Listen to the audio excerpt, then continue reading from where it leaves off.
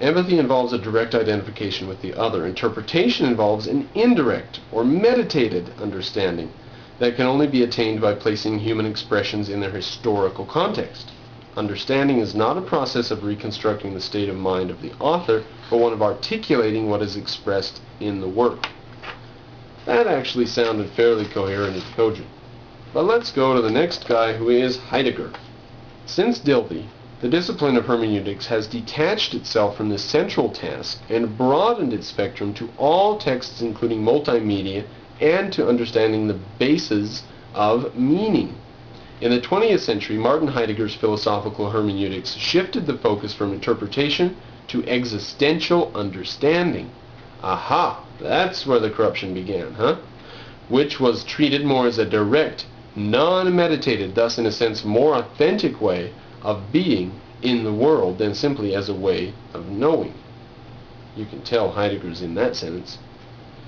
Advocates of this approach claim that such texts and the people who produce them cannot be studied using the same scientific methods as the natural sciences, thus use arguments similar to that of anti-positivism. Moreover, they claim that such texts are conventionalized expressions of the experiences of the author. Thus, the interpretation of such texts will reveal something about the social context in which they were formed. That's key. But more significantly, provide the reader with the means to share the experiences of the author. Among the key thinkers of this approach is the sociologist Max Weber, W-E-B-E-R. Now, that is more significantly to provide the reader with a means to share the experiences of the author. Now, if that were possible, I mean, to some extent that's possible in the science of hermeneutics. That is what the legitimate, proper science would be, to go back in time through study and say, what was his context? What would the time that he was writing in been like? For example, poverty is almost never mentioned. We have almost no accounts of the poverty in the ancient world, and it is just not mentioned. It's not a subject. You know, this is in a time when 50% of the people died before the age of 5. So poverty was taken for granted. That's why it was never mentioned. It was taken for granted. It wasn't even worth commenting on. We have very, very few mentions of poverty. So that's just one piece of evidence to have in mind if you're studying an ancient text. And there's all kinds of other pieces to have in mind to understand the context of the person who is writing.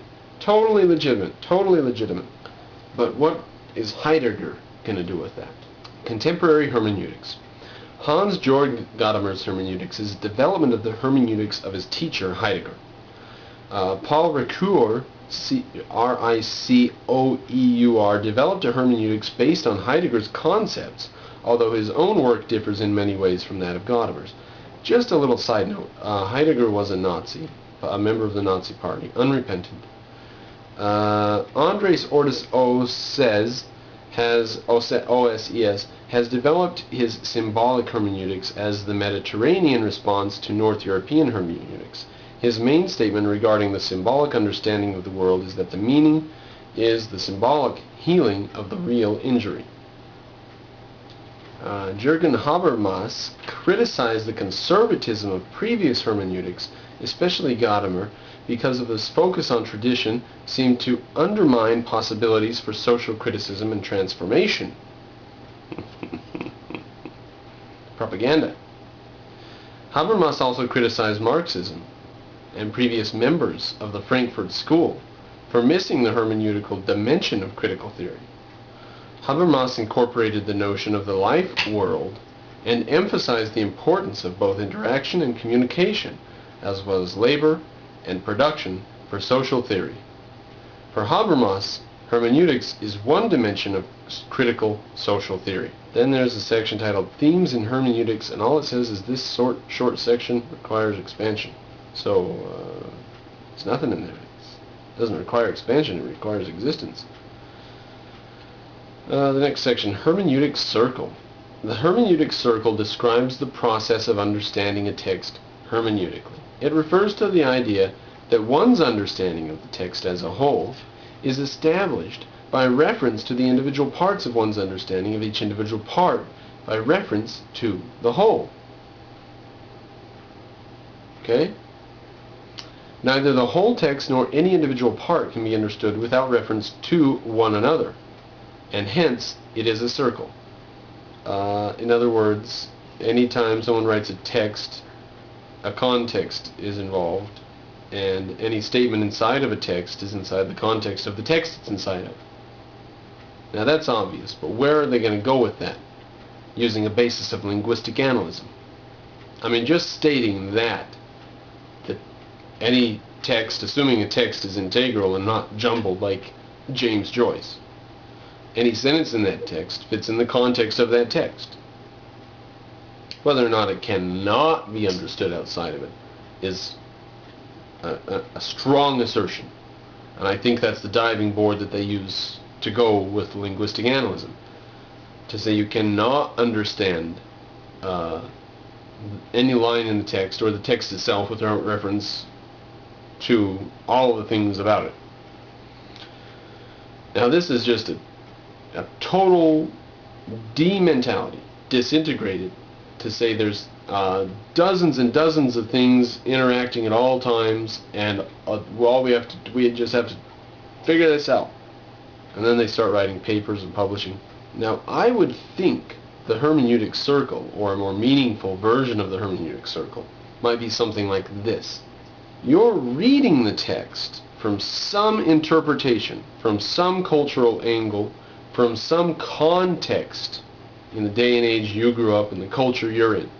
You have some context, whatever it is. So you have to not only filter out the meaning of the person from their context in the text you're reading, but you have to filter out the meaning from your culture. Now, I think that's an insanely impossible judgment of objectivity, to try to get a person to be objective by dropping everything about context. It's ridiculous, because what remains if you have to drop your total context and their total context, or subtract it out of the scene in order to find, then where are you if you've taken the context away? So if hermeneutics were a study of the context of the writer and the context you're in, that's something, but this is a bunch of nonsense here. Now it continues, not all hope is lost, of course. This circular character of interpretation does not make it impossible to interpret a text, right? The fact that it's splintered into dozens or thousands of interconnecting meanings, and that one part can't be understood without reference to all the other parts. This doesn't make it impossible to understand the text. Rather, it stresses that the meaning of text must be found within its cultural, historical, and literary context. That's not a very strong case. Just saying that the text has to be understood within the meaning of its context, and then simultaneously making an assertion that you have to have hundreds of things in mind at one time to understand a book, or understand any line from a book. To understand any part of a text or the text itself, you have to reference everything in the text at all times, which leads to linguistic analysis. Endless magnifying glass going over the 55 meanings of the word but, and all that. With Schleiermacher, hermeneutics begins to stress the importance of the interpreter in the process of interpretation. Schleiermacher's hermeneutics focuses on the importance of the interpreter understanding the text as a necessary stage to interpreting it. Right? Understanding for Schleiermacher does not simply come from reading the text, but involves knowledge of the historical context of the text and the psychology of the author. That all sounds very straightforward and objective and meaningful. That sounds like the basis of what we would do for the science of hermeneutics if we were to objectively identify what it would mean to study the meaning and context of a text. That would be it. To study the historical context of the writer and the psychology of the writer in their historical time. It doesn't necessarily have to be corrupted with Marxism and linguistic analysis and postmodernism and all these other perversions. For postmodernists, the hermeneutic circle is especially problematic. Everything's problematic.